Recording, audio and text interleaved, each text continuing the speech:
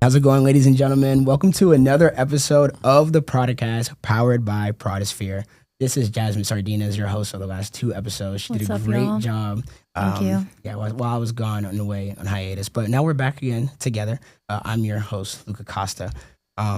This is obviously the algorithm-based valuation platform for an athlete's name, image, and likeness, and where every day we empower to elevate athletes. And today we are joined by another special guest who happens to be an athlete. I know who would have guessed it. Mr. Alex Smith.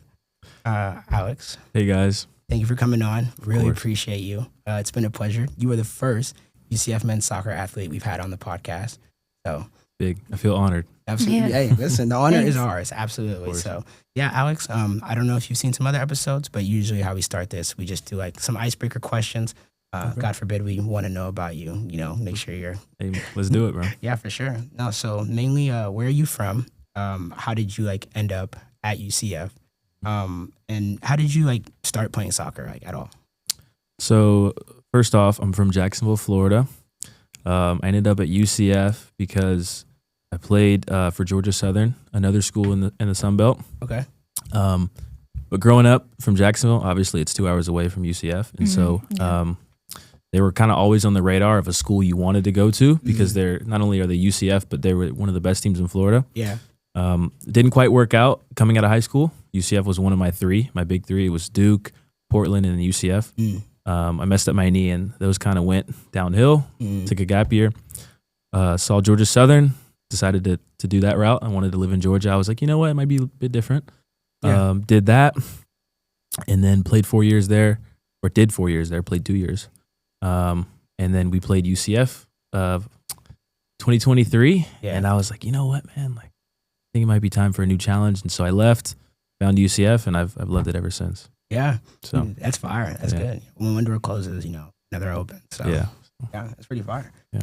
Yeah. So thank you again for joining and joining me and Jasmine today. We're super excited to have you, and hopefully you're the first of many other, UCF soccer athletes to come on the podcast. If anyone's watching this and interested and wondering and figuring out, how to join the podcast, how can you be, in Alex's seat right now? Just make sure you guys follow us on socials. Hit us up on Instagram. Give us a little follow. Give us a little subscribe. Like the video if you think it's kind of cool. You know what I mean? But we'd love to have more of you guys on here, hear your guys' story, and of course, yeah. But last question, and then we'll kind of get into the nitty gritty, the big stuff. Yeah. But Alex, up to to this point, of your sports career, what would you say is probably your biggest moment? Bring me to the place, and what made the moment so special compared to any of the other ones? Oh, that's a heavy hitter, man. My biggest moment would probably be playing against North Florida. It was my junior year playing against North Florida, and we were playing in Jacksonville. And the season before, I had broke my ankle, so I was out pretty much the whole year. And we're playing against North Florida. We hadn't won a game. We were 0-4. North Florida was 0-4. And we were coming to play Jacksonville. I had my family there, my friends there, tons of people in North Florida that I grew up with. Yeah. And we needed to win real bad. Our coach was like, he was like, we're starving for a win. He's so corny. He thinks he's in a movie. He's like, we're starving for a win. And I was like, I mean, we are, yeah. And I scored the winning goal against them, and it was actually a great goal.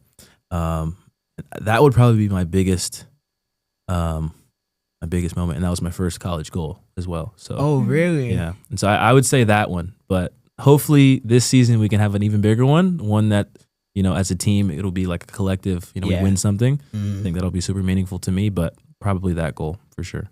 Facts. And that's still pretty memorable. I mean, with family and friends, everyone being there. I got it on video too. Yeah. Oh, that makes it even better. Yeah. Part of your highlight reel. Exactly. So we just wanted to thank you for coming on again, because we know it's the middle of the season, so we appreciate you finding the time.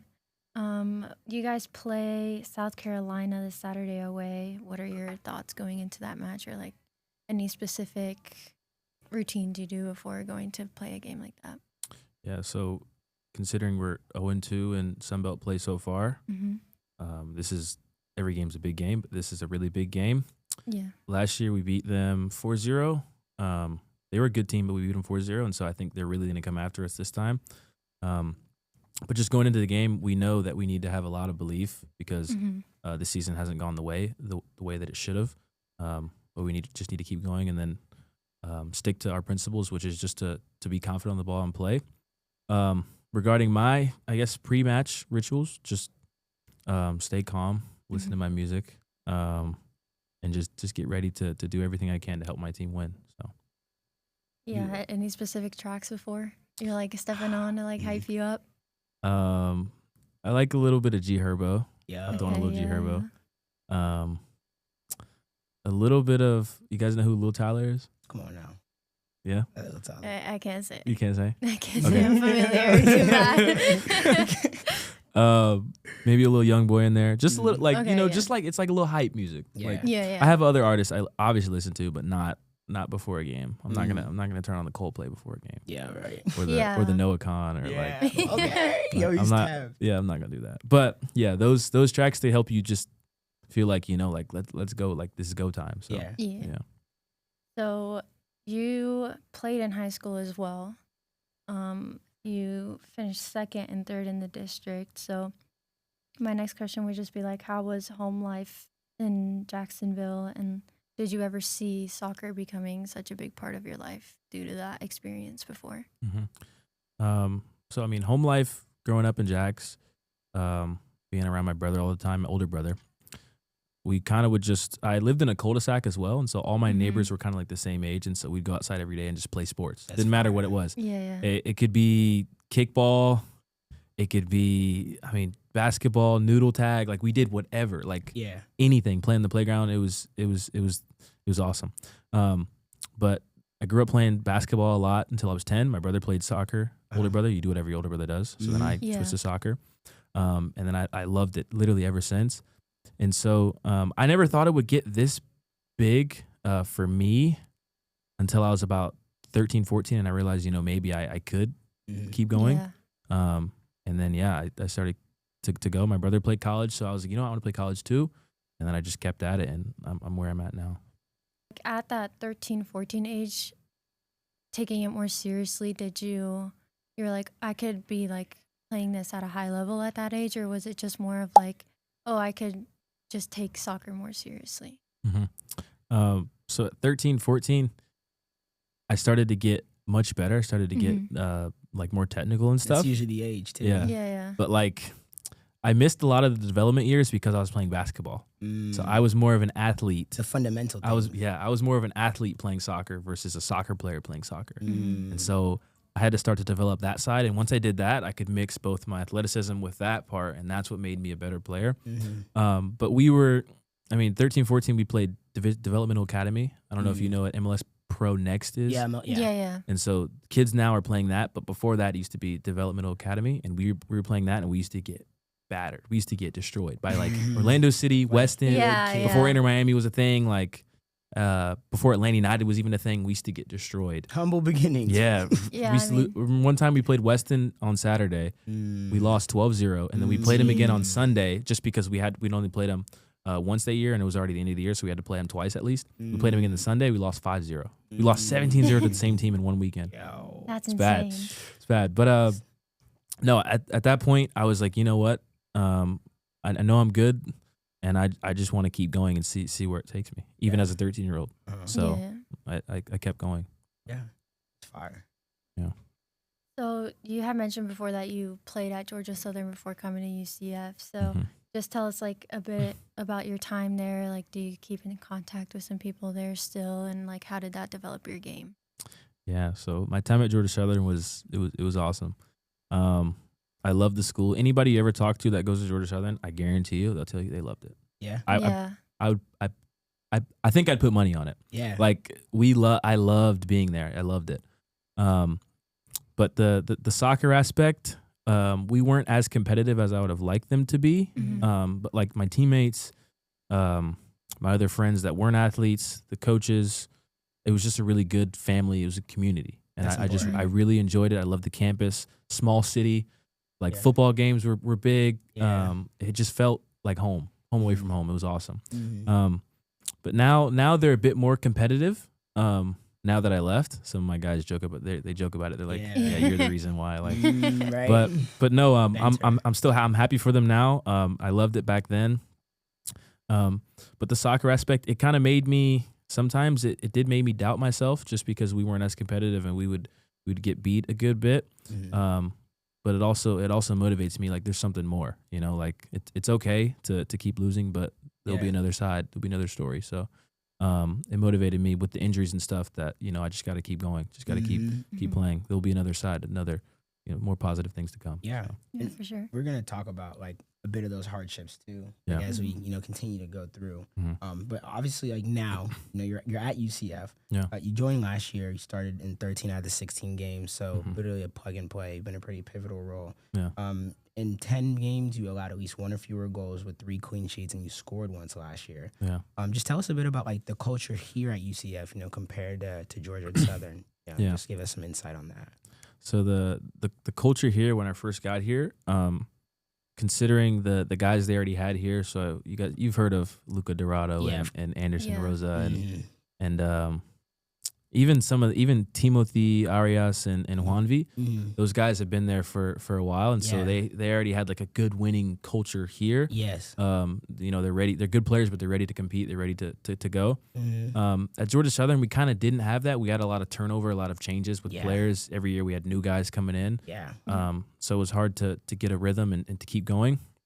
But just coming in here at UCF, everything just felt super fresh and super like new, and just everybody was just ready to fight for each other. We had a really talented squad. It was great. Yeah. It's everything that I asked for. It didn't go as well as we would have liked the first season, collectively, but as individually, I think I did okay, and I was happy about that. But just the culture coming in, it was great. The standards we had fines for late players and things like that.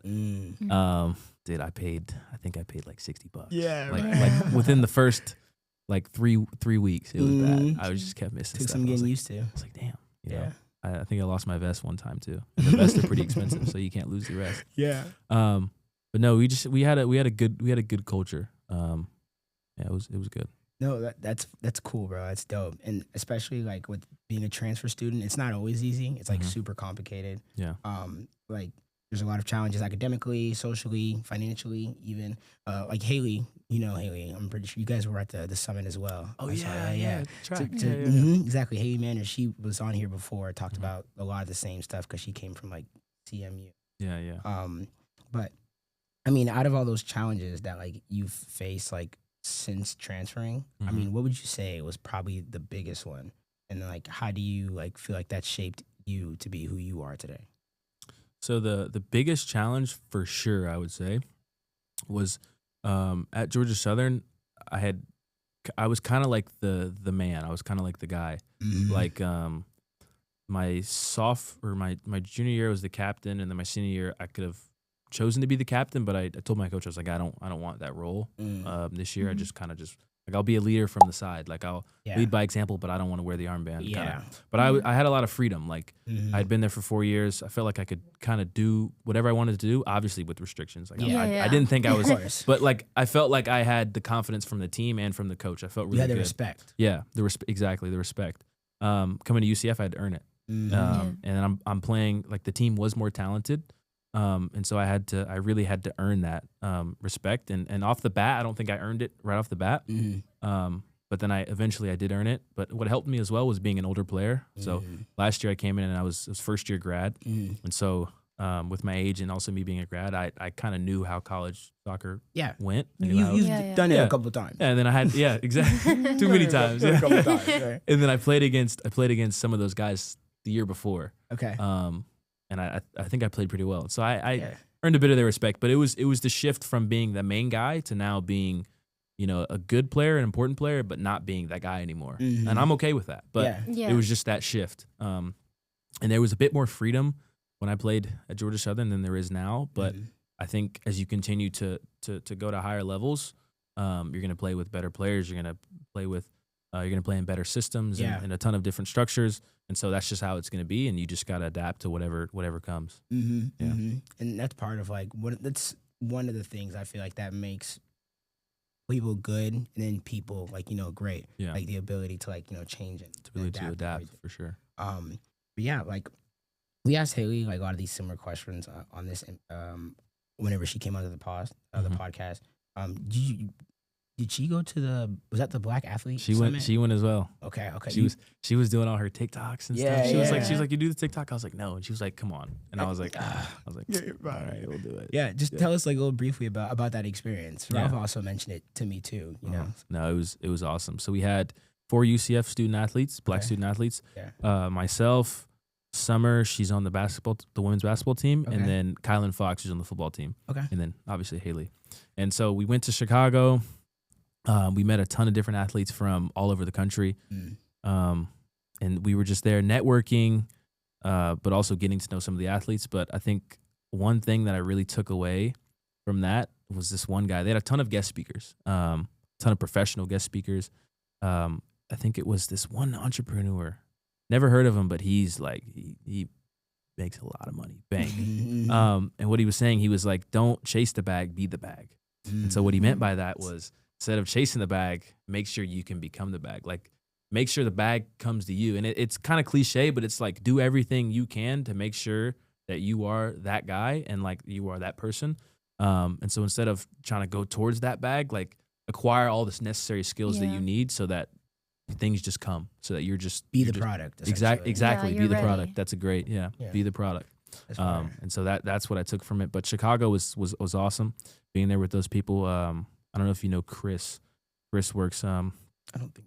in the UCF department as well. Okay. He's an older guy, but he oversees kind of a few teams.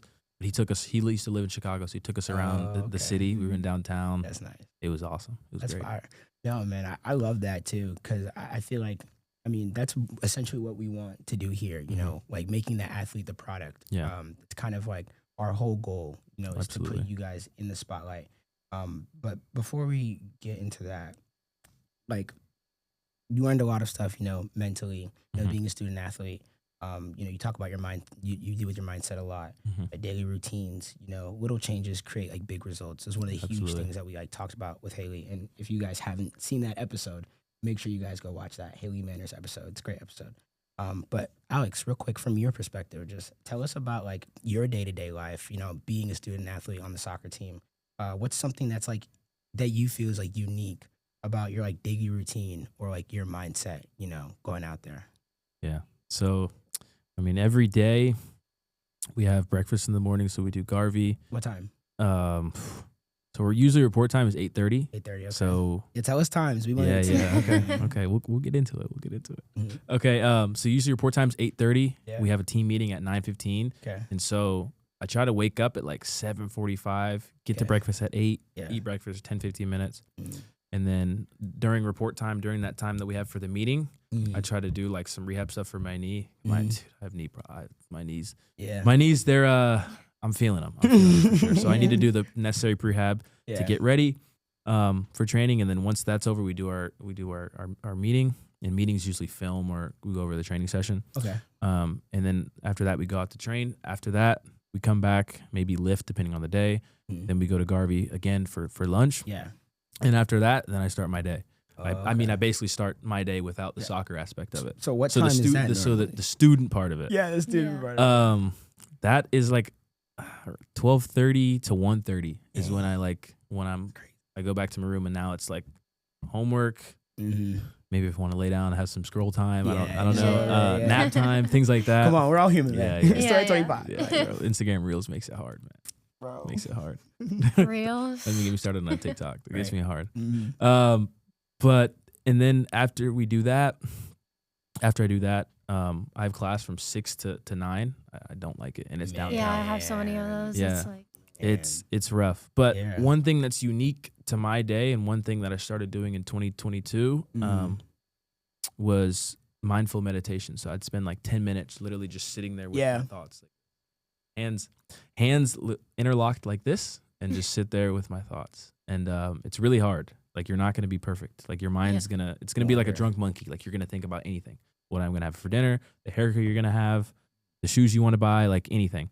But it's essential to just stay there in the present and just be focused on where your feet are. Yeah. And so that's something that's unique to my day. I find that it helps me not overthink, especially when I'm playing, to be in the flow state. And there's actually tons of science on that. Yeah. That you can achieve the flow state more efficiently with a routine. If you practice mindful meditation. So I started doing that, and it actually helped me. Like, it was crazy. Like, it almost was a superpower. Yeah. But then I hit a plateau a little bit, and so I stopped it. But that's something that I try to do every day. It gets tougher and tougher, but I try to do it every day. Mm-hmm. But then after, I try to work that in any point of the day that I have time. And then after that, kind of come home from class and then eat dinner, and then it's bedtime, shower, bedtime. Yeah, that's true. You got to do it all over again tomorrow. Yeah. You know what I mean? Yeah. Yeah. It's really funny that you like say that about like the meditation, because when my first year, like my freshman year, my mom bought this subscription, this balance app, and it's like mindful meditations, guided practices. Didn't do it for like a month. After I started doing it, I was like, yo, you know, the days have become real easy. Yeah. Like, just very clear mind. But yeah, I mean, and then before I hand it off to Jasmine, I mean, about being a student athlete, you know, everyone's got their ideas. You know, we all think that, like, I mean, us on the outside, you know, the average viewer, you know, we put, you know, you guys on a pedestal. People look up to you. So I would say, like, what do you think is probably like the biggest misconception like most people have about being a student athlete? I think, so sometimes we do actually have a lot of time. Really? Like some days I'm just like, dude, I have so much time. Yeah. Like I think depending on the sport and depending on what season you're in, you have more time than others. So like football in the spring probably has a ton of time because football is a fall sport.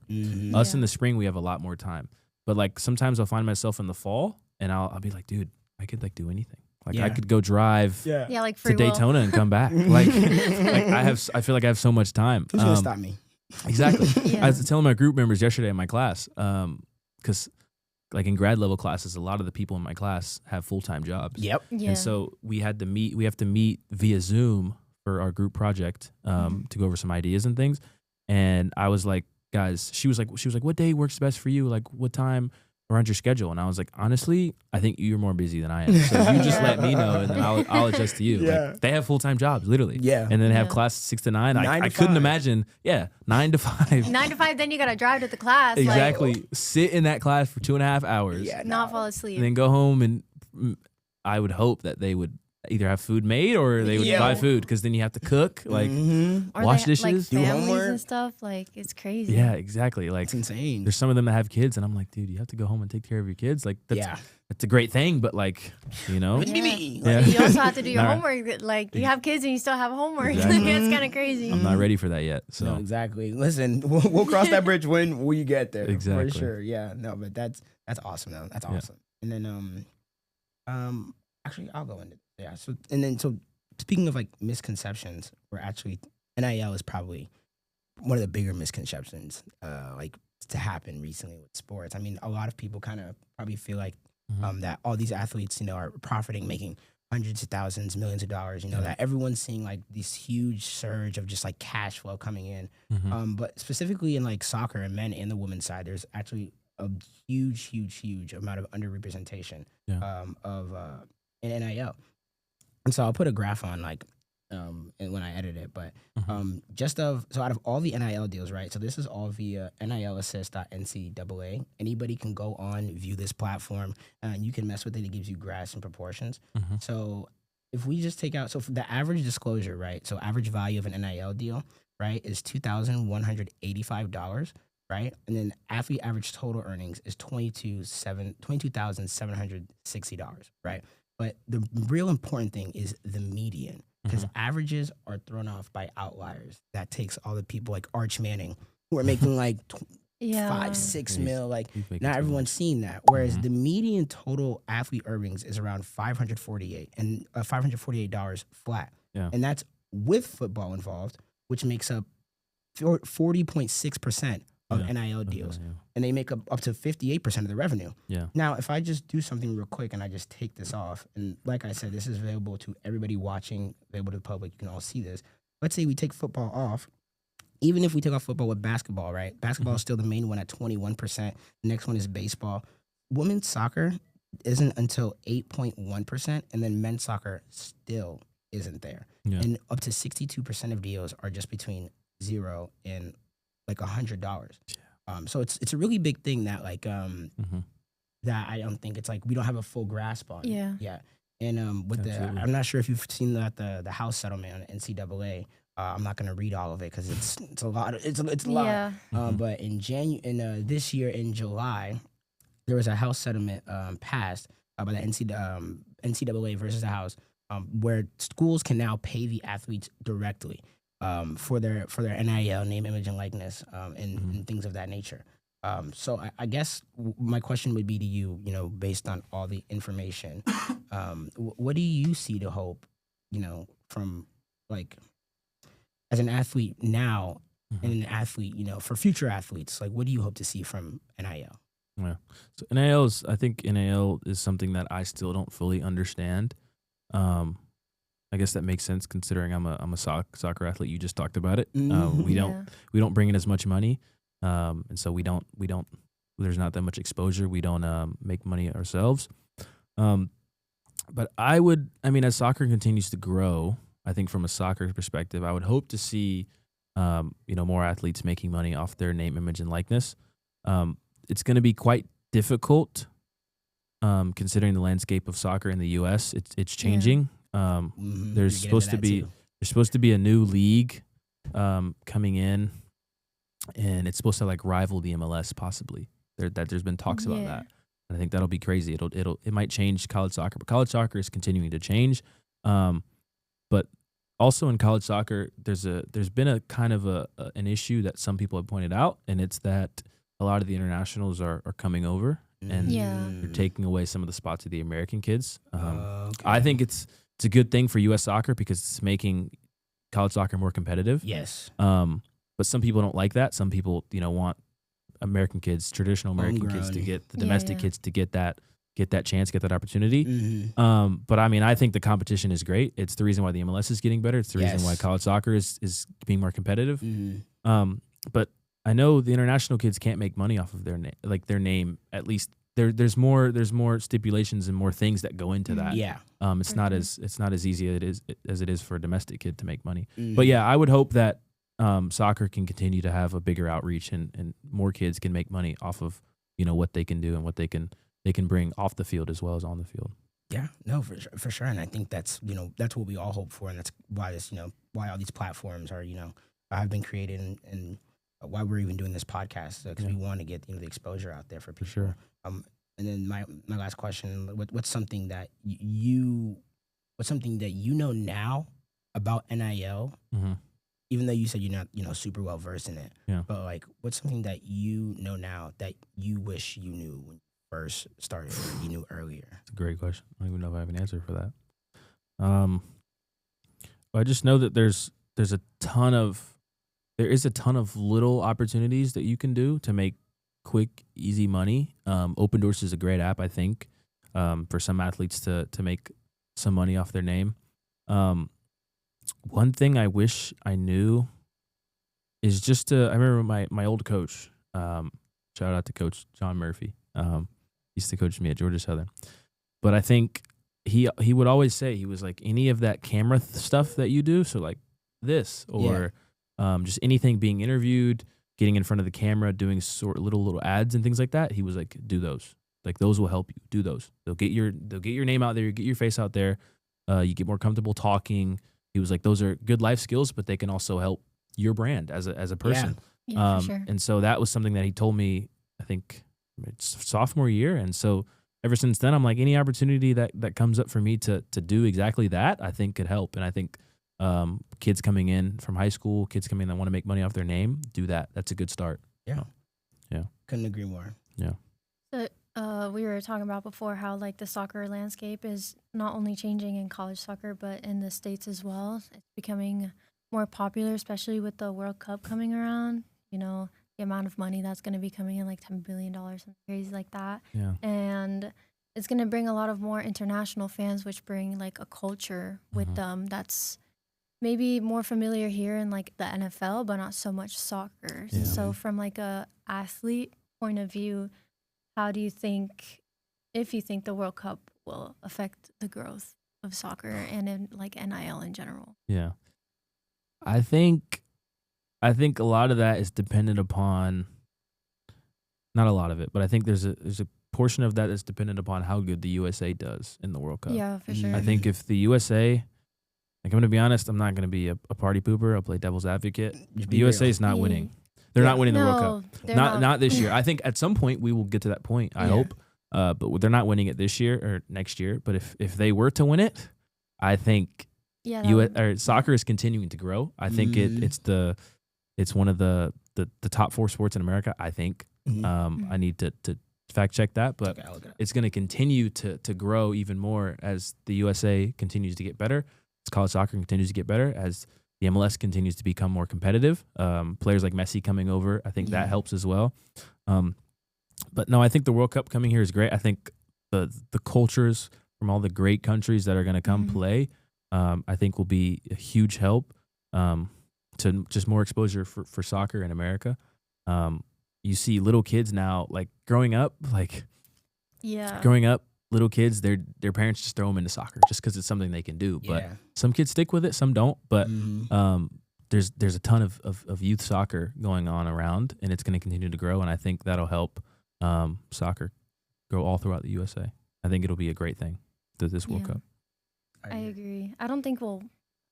I think winning the whole thing is highly unlikely. It's a little optimistic. But I feel like if they build off of the last World Cup in Qatar, where they made it like to round of 16, I think, till that was just a game within itself. But if they make it farther than that, then I think that will definitely build up like momentum. And I mean, now, like, I remember growing up, it was more like begging my mom to buy me like an Alex Morgan jersey or something like that, because the women were just like, they were killing it. They still are. They were just like back to back. And you guys remember that goal from half field, that Carly Lloyd?